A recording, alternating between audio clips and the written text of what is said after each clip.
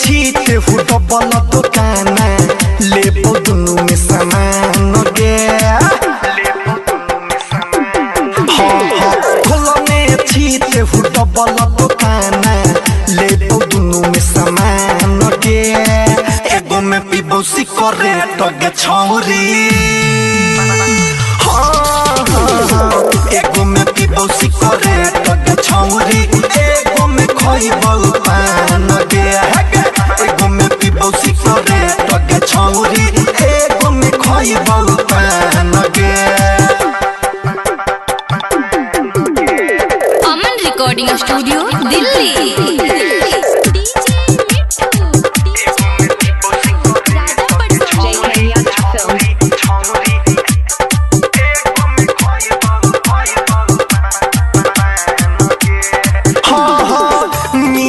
मीठा पान लगा के दिए है हमरा जान गे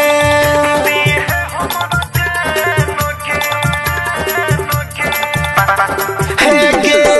लॉली है तू सब कहा जोर के हमारा से दाम गे लॉली है तू सब कहा जोर के हमारा से दाम हे गे लॉली है तू सब कहा जोर के हमारा से दाम गे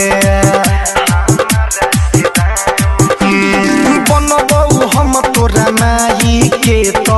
घर के मेहमान गे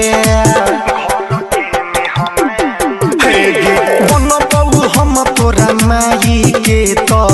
घर के मेहमान गे एगो में पीबो सिगरेट गे छौरी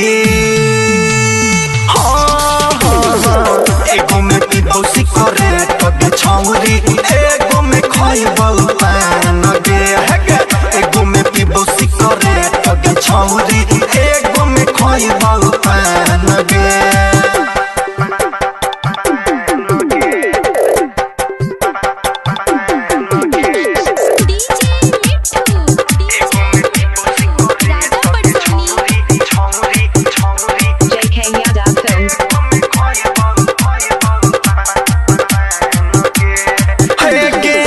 तोहरा से का कहई छौका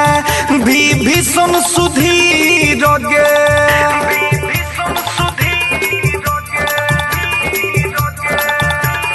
हे गे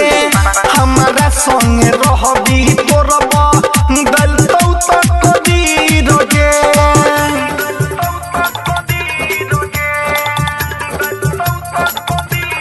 सुनले हमारा संग रहबी तोरबा गलतौ तो कदीर गे हे गे खोलने छीते हु डबल दुकान ले दुनु में सामान गे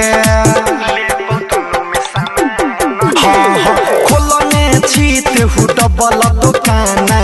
ले दुनु में सामान गे एगो में पीबो सिगरेट गे छौरी एगो में पीबो सिगरेट गे छौरी एगो में खइबो पान गे